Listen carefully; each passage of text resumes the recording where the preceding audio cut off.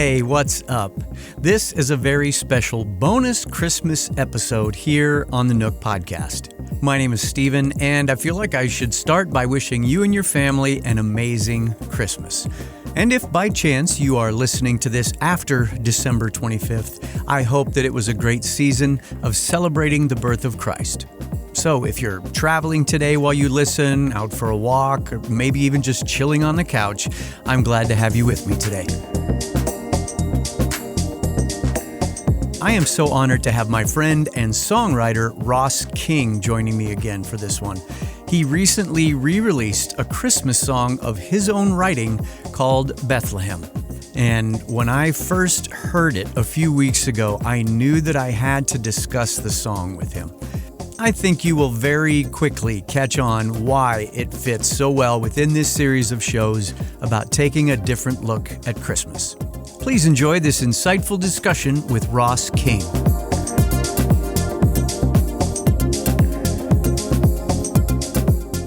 Ross, I feel like for me, God has caused me to want to look at Christmas differently.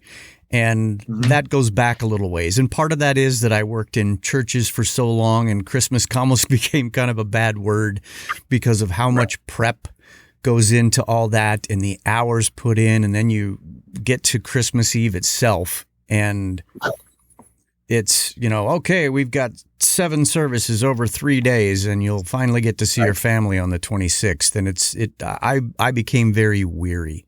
And so that's why I'm kind of stuck on that word, weary. Yeah. And yet I feel like God has, over the last few years, always given me something small but redemptive about the story. And no joke, when I saw you post about this song a few weeks ago, it seems like maybe early November, I was like, oh, Ross, it's a song. I gotta check this out. And I wasn't expecting it to hit me the way that it did.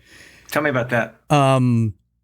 There was just, I feel like you're a storyteller. I feel like there's always, even if it's subtle, I feel like there's always a little bit of a narrative in your music. And I think that's why I appreciate it, because I'm a metaphor guy. I'm a visual guy. I've been a video producer for so many years. So when there's things within a song that just start begging for visuals, I quickly identify, and this song was right in the pocket there.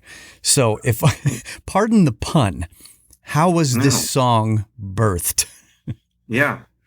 So in 2009 or 10, I decided to do a Christmas album.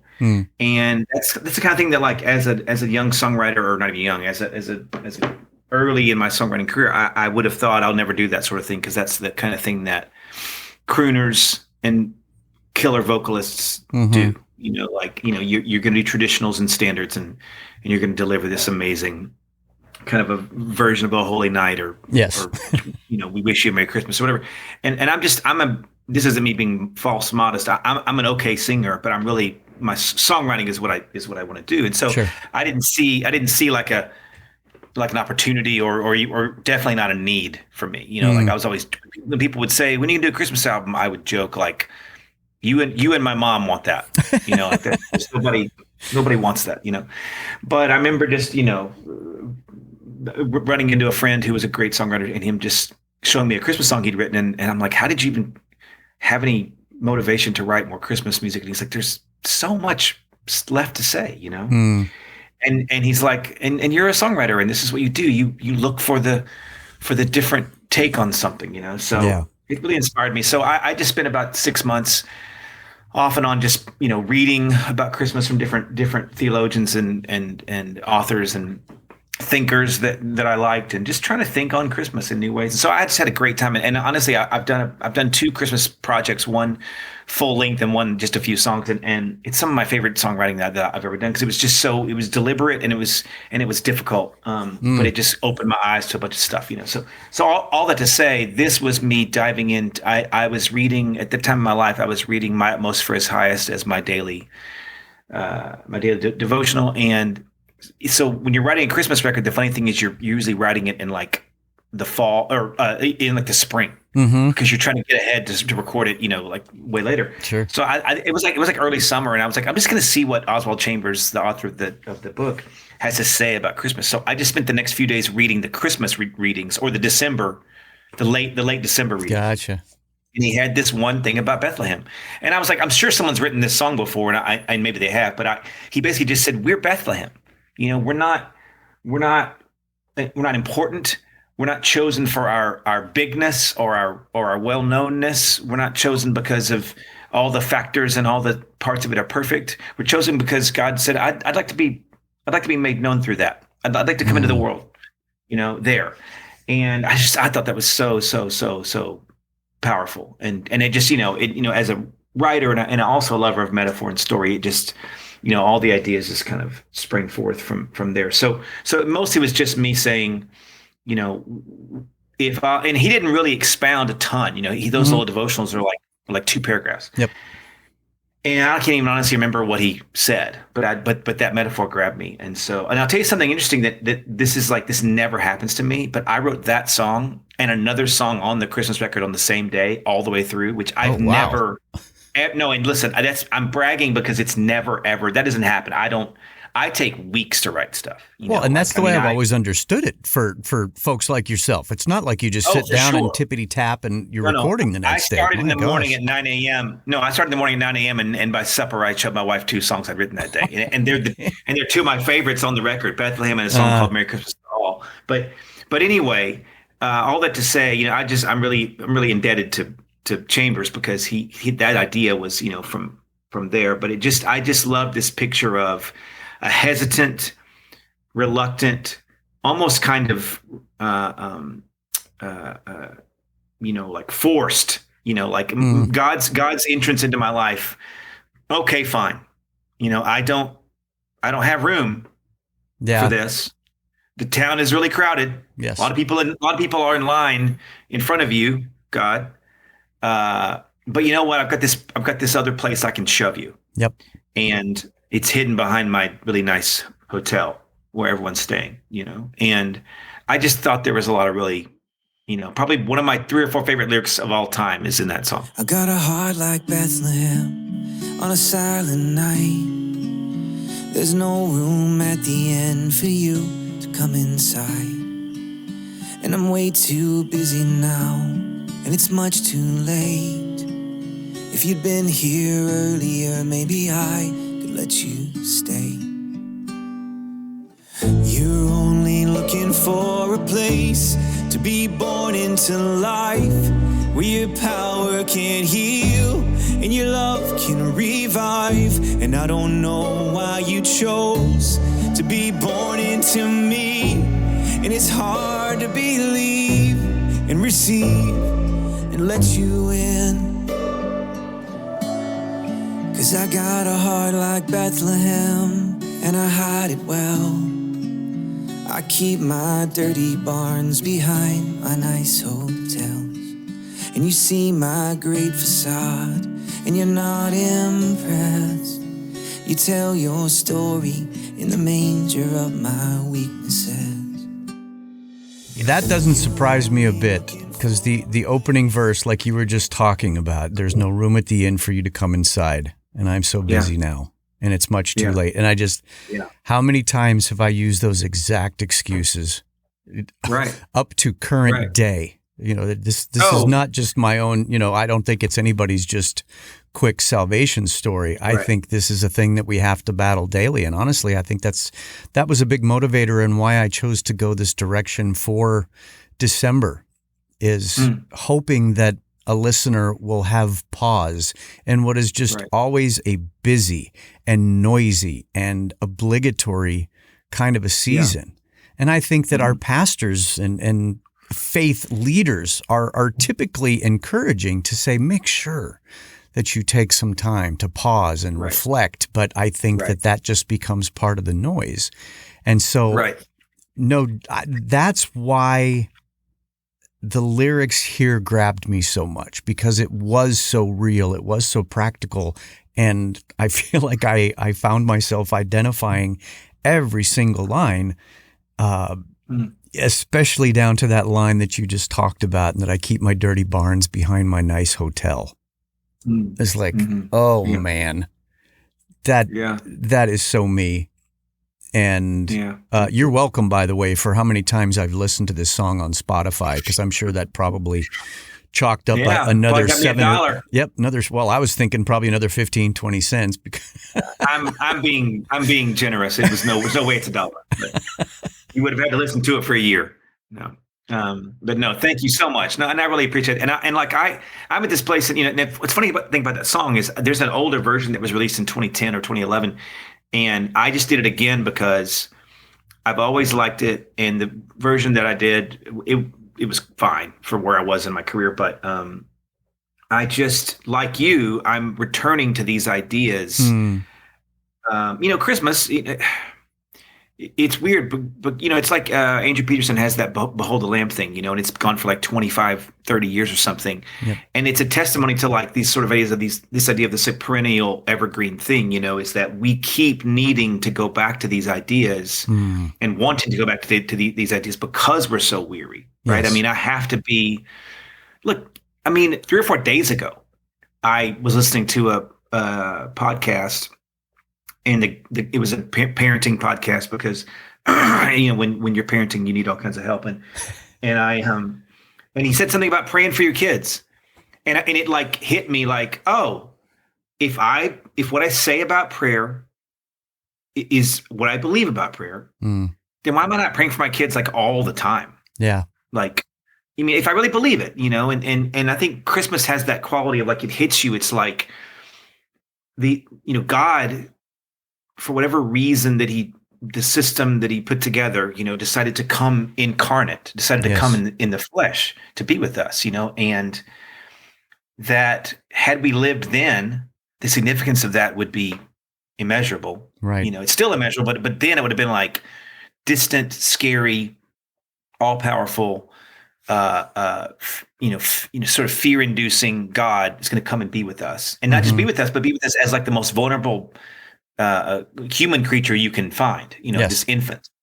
And moreover, born in this sort of humble way, and there's so many layers to that. And if we believe God has any sort of deliberate intentionality to him, then that every part of that story should be extremely investigated, thoroughly vetted. Yes. For our soul and for our mind, and we ought to be saying over and over again, well, what does that mean? Well, what's the importance of that? Well, what, and look, I'm not trying to create like a burden for people. Like, hey, I'm not trying to give you all like a bunch of homework, right? But what I'm saying is that there's a virtually endless supply of wonder related to this thing, and as you probably know, the cure to the weariness that you're talking about isn't really just rest. Mm-hmm. It's things like wonder, and passion, and new ideas, and new joys, and new experiences. It's not that we're so tired that someone needs to give us a week off, though that would definitely help. Right. As a matter of fact, as I'll just being transparent. Last night I was super tired, and my wife said, tomorrow, will you just sleep in a little bit? You seem tired. And I did. And it was great. Okay. But that didn't fix me. Sure. What fixes me is new excitement and new passion and new joy. And, rest certainly helps. Mm-hmm. But even the Sabbath isn't really about rest. It's not really about rest. It's about stopping. Yes. Trying to do so much. Right. Well, and reconnecting. I mean, I'm thinking of how throwing the letters RE in so many things, reconnecting, renewal of your mind. And especially reformation. Yeah. Well, and I think that's why I'm looking at Christmas through that lens this week, talking about the things that you were just mentioning, kind of getting into the granular. Because we get to look back at Christmas through history, and then you add the more recent elements of our own traditions. And I think we start to lose the minutia of those things, and that I don't know. I look at the narrative of the now, and I think most people would look at the birth of Christ as this triumphal entry, and we'll frame it up in a Hallmark movie, Christmas carols, all those things that we're so used to because the switch just flips and you're in the Christmas season. But the little things like, can you imagine how disgusting that barn was? So have we discussed The Chosen? Have we talked about this? No. Do you watch it? Oh, heck yes. Yeah. I mean, look, and did you see the Christmas one? Yes. Look, I've probably not cried more embarrassingly in a room full of people than watching that scene. If those are people who are listening haven't seen it, whatever sort of takes you've heard on this, yes, just ignore those takes. Just go watch the show. It's great. Okay, whatever. The people who don't like it are wrong. They're just wrong. Okay, it's awesome. It's Cosign. Great. It's not perfect, but it's the best. It's the best piece of Christian art. Visual Christian art I've ever seen, and there's no contest. But anyway,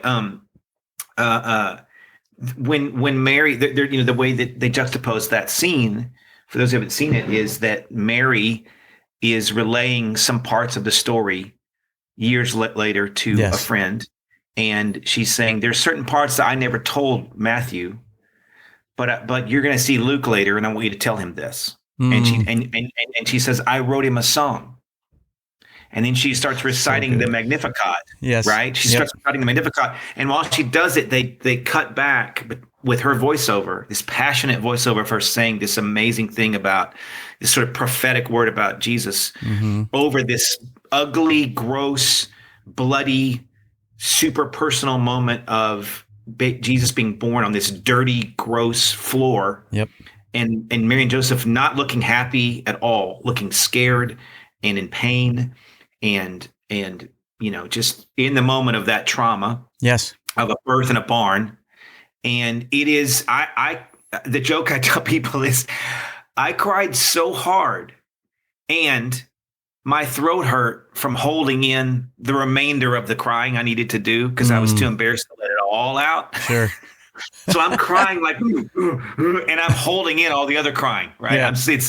Because I'm in a room with my whole family and some extended family, and I'm just like, and they're enjoying it, but for some reason it's just hitting me at this level that I am embarrassed, at how bad about how much it's wrecking me. But that picture is so it's something down in my gut deeper than words, is what that does. And I want Christmas to keep doing that for me. And this is not going to be one of those like we should all get rid of Christmas trees and gifts and all that. Look, that ship is so far away from the port that we're never going to get that back. Yeah.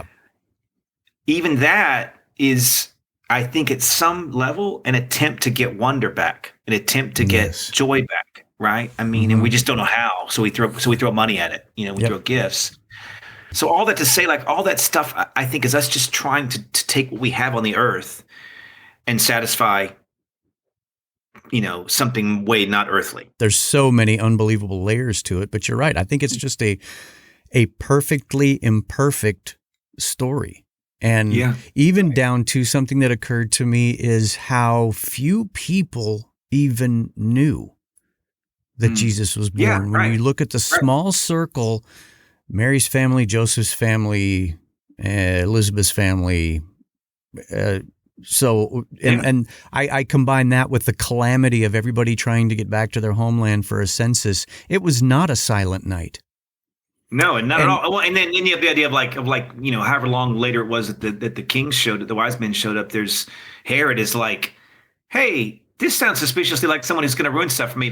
Can you guys tell me where he is so I can kill him? And they don't know that, but he's like, I got to find a way to kill this guy. Yep. Even as an infant, even as a toddler, he's already threatening to disarm the powers of the earth. Yes. Which is just like that rings all my bells too, right? It did like this earthly, very powerful leader is afraid. Of a toddler, of an infant. I heard such I gotta kill this kid. I heard such a great message about that just a few years ago, and I've got it scribbled in the margin of my Bible where it says Jesus was the king at his birth. And it's like, let that sink in for just a minute amongst everything else that you can try to peel away and dive into within this story. All of this to come back to the beauty of this song, Ross. I really hope that people will listen to a song like this. Find something that's off the beaten path, and I just say that because it's a direction that I go when I feel stale. When things, my wife could tell you, when a movie or a TV show becomes predictable, I'm out. Sure, it's just it's ridiculous. So when there's so much that's predictable about Christmas and this season, and a song like this, and I love that you wrote it years ago, and I love that you took the time to redo it, that this is just not a part of what's normal for the year, or, for this time of year. Right. To dive into something like this, listen to the lyrics and realize how quickly applicable it is. For years, nobody knew us. And now when they hear our name, they think of Jesus. That little town of Bethlehem. He died that night and was born again. So when you're looking for a place to be born into life, where your power can heal and your love can revive, and I don't know why you choose to be born into me, and it's hard to believe and receive and let you in. I'll let you in, 'cause I got a heart like Bethlehem.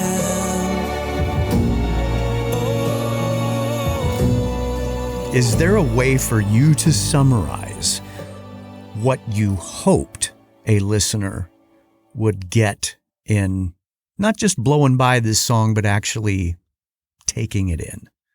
It's not that different than what I always want, which is that, look, I'm not, after this long of me doing this, I don't have a lot of illusions or misconceptions about what I do and about why I do. About why what I do works when it works. And it's not ever because, man, that guy really, sang the phone book. He's so good. He just, he can whatever. And it's not necessarily because like I'm writing the very, very best, like melodic hooks or whatever. It's typically I'm trying to say, here's something that I'm usually trying to say, here's something that you've probably heard about or thought about, maybe thought about a lot. And I just want you to think about it a little bit differently. I'm just going to turn it just a little bit, and so many of the lyrics that I'm writing, I'm trying to say, here's a phrase or an idea that you've probably used. And I'm just going to use it a little bit differently. I'm just going to, because for me, and this is all just, it starts with me. Like I've been churched my whole long life and churched well. In terms of the American church experience, good Bible teaching and good discipleship and all the things that all the sort of traditional boxes, whatever your feelings are on all that, I got all that. Yeah. And so there's not a lot in the Bible that's going to be like, whoa, I never heard that. There's things I haven't considered as much or whatever, but I've heard a lot of it a lot of times. And so for me, and again, this goes back to The Chosen. Part of why I'm into that show is because it's saying, hey, here's something that you have seen a bunch. I'm just going to show it to you a little bit differently so that you'll fall back in love with it. And that's what I want to do with Bethlehem, is me just saying, look, every part of this story, like I said a minute ago, every part of this story deserves some attention because there's weird little surprises in every part of this story. And even when there aren't surprises, there's moments of, God had a reason why I did that. Like that had a reason, And so that's what I wanted, was just for someone to say, look, here's this town, and looking back, we now know historically it wasn't a very important place. And looking back, we know that there were important places that people could know about and could go to and could say, "Whoa, this is amazing." Even in ancient civilizations, there were amazing architectural wonder cities and cities that were designed way ahead of their time technologically and all this stuff. Bethlehem wasn't any of that. Right. It was just the birthplace. It was just a family birthplace. Yep. For this family, just where they had to go to get counted for their taxes, and it's the most boring thing. Mm-hmm. This is where I got to go to pay my taxes. Yep. I mean, that's even a whole other hilarious kind of thing, is that Jesus is born here because his dad had to pay taxes. Yep. Which is hilarious. Give to Caesar what is Caesar's, right? Yep. So, but this idea that through that unknown, uncool, unimportant place, undeserving, unworthy place, God's like, and so the hint is in the bridge. For years, yes. the bridge of the song says, for years, nobody knew us. And at this point, I'm talking like Bethlehem. Mm-hmm. Now, when they hear our names, they think of Jesus. Yes. That little town of Bethlehem died that night and was born again. So the idea is, this town isn't important. I'm not important. But now when someone hears the word Bethlehem, everyone on the earth that knows that's heard that word knows it means the birthplace of Jesus. Yes. I would probably guess even people who don't follow him and even people of other religions probably know at some level that that's the place where Jesus was born. Yes. And so the idea that somebody could hear my name and be like, "Ooh, that reminds me of Jesus." It just said Russ King. I'm reminded of Jesus. Like, that'd be so cool, And so that's probably the main point of the song, is what if our unimportantness was reframed as, yeah, but look what happened through you. Look who came to life through you, right? That'd be really, really awesome.